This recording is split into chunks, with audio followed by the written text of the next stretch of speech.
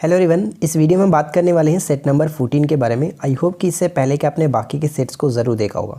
ये जो सीरीज चल रहा है हमारा बीपीएससी और साथ ही साथ सीडीपीओ एग्ज़ाम्स के लिए चल रहा है। तो अगर आप इससे अलावा कोई भी एग्ज़ाम्स की प्रिपरेशन कर रहे हैं तो भी आप इस वीडियो को देख सकते हैं। तो चलिए शुरू करते हैं। इसमें आपको 20 MCQ देखने को मिलेगा और आप नीचे कमेंट्स करके बताइएगा कि आप 20 में से कितना स्कोर कर पाते हैं। आगे बढ़ने से पहले मैं आपको बता दूं कि हमारे एप्लीकेशंस पे बीपीएससी कोर्स पे काफ़ी अच्छी डिस्काउंट चल रही है। अगर आप ज्वाइन होना चाहते हैं बीपीएससी प्री एग्जाम्स के लिए तो जुड़ सकते हैं मात्र 249 रुपये में। इस वीडियो के नीचे डिस्क्रिप्शन में हमारे एप्लीकेशंस की लिंक दी गई। एप्लीकेशंस को डाउनलोड कर लीजिए, स्टोर सेक्शन में जाकर के इस कोर्सेज को ज्वाइन कर सकते हैं। फर्स्ट क्वेश्चन बनता है कि हाल ही में किस राज्य की कैबिनेट ने राज्य में विधान परिषद के गठन को मंजूरी दे दी है। राज्य में विधान परिषद के गठन की मंजूरी दे दी गई है। ऑप्शन ए यहाँ पे सही आंसर होगा पश्चिम बंगाल। ध्यान रखिएगा, पश्चिम बंगाल बिल्कुल सही आंसर है। और मैं आपको पश्चिम बंगाल से संबंधित दो प्रश्न बताता हूँ। जैसे 23 जनवरी को सुभाष चंद्र बोस जी की जयंती मनाई जाती है, तो पश्चिम बंगाल की सरकार ने इनके जयंती को पराक्रम दिवस के रूप में मनाने की घोषणा की है। ठीक है। और साथ ही साथ पश्चिम बंगाल से एक प्रश्न और याद रखिएगा, यहाँ से दो मिठाई को हाल ही में GI टैग दिया गया, जो कि हम कह सकते हैं सरभजा और सरपुरिया जो मिठाई है इनको GI टैग दिया गया। क्वेश्चन नंबर सेकंड है कि निम्नलिखित में से कौन भारतीय वायुसेना की पहली महिला उड़ान परीक्षण इंजीनियर बनी है। पहली महिला उड़ान परीक्षण इंजीनियर बनी है, उनका नाम क्या है। ऑप्शन ए सही आंसर होगा आश्रिता वी ओलेटी। सबसे इंपॉर्टेंट यहाँ पे बात ये आ जाता है कि ये किस स्टेट से बिलोंग करती हैं, तो ये कर्नाटक से बिलोंग करती हैं, ध्यान रखिएगा। थर्ड क्वेश्चन, हाल ही में भारत ने किस देश को गश्ती जहाज PS जोरास्टर सौंपी है। PS जोरास्टर सौंपी है भारत ने किस देश को। ऑप्शन डी करेक्ट आंसर है सेशेल्स। अब यहाँ पे बात आती है सेशेल्स। सेशेल्स की राजधानी क्या होता है, विक्टोरिया। ठीक है, विक्टोरिया ध्यान रखना है। अंतर्राष्ट्रीय महिला दिवस के अवसर पर किस संस्था ने वुमेन विल नामक एक नया वेब पोर्टल लॉन्च किया है। वुमेन विल नामक एक नया वेब पोर्टल को लॉन्च किया है किसने, तो राइट आंसर हो जाएगा ऑप्शन बी गूगल। ठीक है, गूगल यहाँ पे करेक्ट होगा। अगला प्रश्न है कि NTPC ने किस वर्ष तक 60 गीगावाट नवीनीकरण ऊर्जा स्थापित करने का लक्ष्य रखा। किस वर्ष तक NTPC ने। ऑप्शन डी 2032 तक। ध्यान रखिएगा 2032 तक 60 गीगावाट। निम्नलिखित में से कौन सी कंपनी तमिलनाडु के कुंडनकुलम संयंत्र के निर्माण के लिए प्रौद्योगिकी प्रदान कर रही है। ये बहुत ज़्यादा इंपॉर्टेंट प्रश्न है, ये आपका GK के पोर्शन में ही पूछा जाता है। तो ध्यान रखिएगा कुंडनकुलम का संयंत्र से संबंध यहाँ पे कह सकते हैं रूस की जो कंपनी है रोसाटॉम। ठीक है, रोसाटॉम यहाँ पे ऑप्शन बी बिल्कुल सही होगा। हाल ही में समाचारों में देखा गया कालबेलिया या फिर कबेलिया नृत्य निम्नलिखित में से किस राज्य से संबंधित है। कालबेलिया या फिर कबेलिया नृत्य का संबंध किस राज्य से, ये प्रश्न मैं आपको बहुत बार करा चुका हूँ। तो यहाँ पे कह सकते हैं सही आंसर हो जाएगा ऑप्शन ए राजस्थान। ठीक है, राजस्थान बिल्कुल करेक्ट होगा। अगला प्रश्न, केंद्रीय जनजातीय कार्य मंत्री श्री अर्जुन मुंडा ने हाल ही में किस राज्य में 5 एकलव्य आदर्श आवासीय विद्यालयों की आधारशिला रखी है। 5 एकलव्य आदर्श आवासीय विद्यालयों की आधारशिला रखी है कहाँ पे, तो ये झारखंड में रखा गया। डी को टिक करेंगे, झारखंड। नेक्स्ट क्वेश्चन देखिए, निम्नलिखित में से किस तकनीक दिग्गज ने भारतीयों को अपना ऑनलाइन कारोबार शुरू करने में सक्षम बनाने हेतु शॉप्सी ऐप लॉन्च किया। शॉप्सी ऐप को किसने लॉन्च किया, तो ये फ्लिपकार्ट के द्वारा लॉन्च किया गया। ऑप्शन डी बिल्कुल करेक्ट है।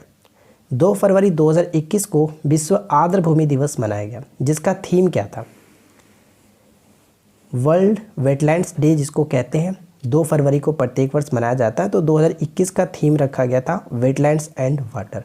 और यहाँ पे इंपॉर्टेंट पॉइंट्स ये भी याद रखिएगा कि इसकी 50 वर्ष पूरी हुई 2021 में, क्योंकि 1971 में जो रामसर सम्मेलन हुआ था उसके अकॉर्डिंग हम कह सकते हैं ये आपका 50वीं वर्षगांठ मनाई गई 2021 में। और यहाँ पे एक देख रहे हैं जैसे कि वैल्यूइंग वाटर, तो ये 22 मार्च को जो विश्व जल दिवस के रूप में मनाया जाता है उसका ये थीम है, तो ये भी याद रखना है। Next question, advantage India the story of Indian tennis पुस्तक किसके द्वारा लिखी गई है। Advantage India the story of Indian tennis पुस्तक किसके द्वारा लिखी गई है, तो ये पुस्तक लिखा गया अनिधा दत्ता। अनिधा दत्ता। बिहार का पहला पक्षी महोत्सव कलरव किस जिले में आयोजित किया गया।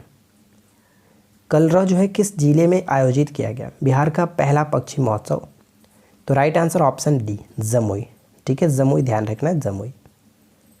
नेक्स्ट क्वेश्चन कि हाल ही में किस देश ने भारत से ब्रह्मोस मिसाइल सहित अन्य रक्षा उपकरणों की खरीद हेतु समझौता किया? ब्रह्मोस मिसाइल सहित अन्य रक्षा उपकरणों की खरीद हेतु समझौता किया। तो यहाँ पे हम कह सकते हैं ऑप्शन ए फिलीपींस। ठीक है, फिलीपींस। ध्यान रखिएगा, फिलीपींस से एक प्रश्न और आपको बता दूं, जैसे गोल्डन राइस यहाँ पे चर्चा में था। फिलीपींस जो है वो आनुवांशिक रूप से संशोधित गोल्डन राइस के व्यावसायिक उत्पादन के लिए अनुमोदन प्राप्त करने वाला दुनिया का पहला देश बन चुका है। और एक चीज़ और, फिलीपींस की राजधानी क्या होता है? मनीला। ये बहुत बार पूछा जाता है। नेक्स्ट वन, किस देश के राष्ट्रपति को अफ्रीका का सर्वोच्च पुरस्कार इब्राहिम प्राइज से सम्मानित किया गया? इब्राहिम प्राइज से सम्मानित किया गया अफ्रीका के किस राष्ट्रपति को? किस देश के राष्ट्रपति को? तो नाइजर। ठीक है, नाइजर के राष्ट्रपति को अफ्रीका के सर्वोच्च जो सम्मान है इब्राहिम प्राइज से सम्मानित किया गया। हाल ही में चीन ने किस नदी पर दुनिया के सबसे बड़े बांध परियोजना के निर्माण की मंजूरी दे दी है? चीन ने किस नदी पर दुनिया के सबसे बड़े बांध परियोजना के निर्माण की मंजूरी दे दी है? तो यहाँ पे कह सकते हैं यारलुंग जांगपो, जिसको हम लोग ब्रह्मपुत्र के नाम से जानते हैं। तो यहाँ पे ऑप्शन बी बिल्कुल करेक्ट होगा। चलिए आगे बढ़ते हैं और अगला प्रश्न देखते हैं।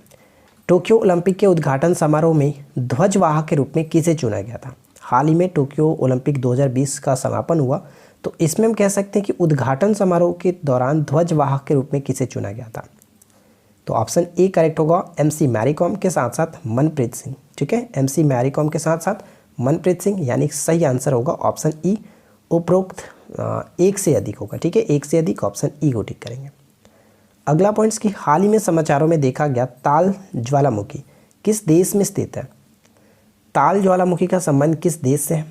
तो हाल ही में चर्चा में था फिलीपींस में। ठीक है, फिलीपींस, ऑप्शन सी को यहाँ पे टिक करेंगे। कोयला मंत्रालय के 2020-21 के अंतिम आंकड़ों के अनुसार कोयला उत्पादन में भारत का दूसरा राज्य कौन सा है? कोयला उत्पादन में भारत का दूसरा राज्य कौन सा है?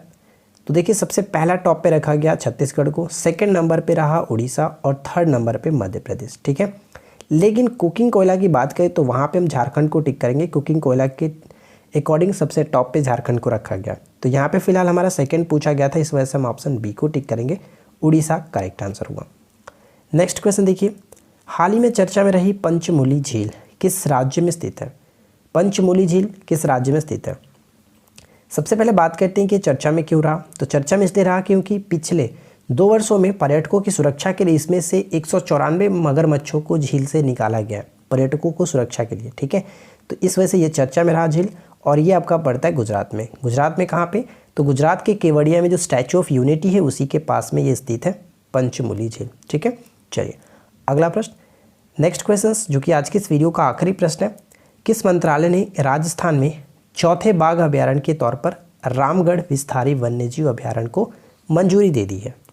रामगढ़ विस्तारी अभ्यारण्य को मंजूरी दे दी गई है चौथे बाघ अभ्यारण्य के रूप में, यानी टाइगर रिजर्व बन चुका है 4th टाइगर रिजर्व। किस स्टेट का? तो ये राजस्थान का। ठीक है, लेकिन किसने मंजूरी दिया? तो पर्यावरण, वन और जलवायु परिवर्तन मंत्रालय ने। तो यहाँ पे हम ऑप्शन डी को टिक करेंगे। अब आप नीचे कमेंट्स करके बताइए कि आपने 20 में से कितना क्वेश्चन सही किया। वीडियो आपको कैसे लगी नीचे कमेंट्स करके बताएं। अच्छा लगा हो तो लाइक करिए, दोस्तों के साथ शेयर कीजिए और साथ ही साथ चैनल को सब्सक्राइब करके नोटिफिकेशन बेल आइकन को ऑन करिए। चलिए मिलते हैं नेक्स्ट क्लास में। Thanks for watching.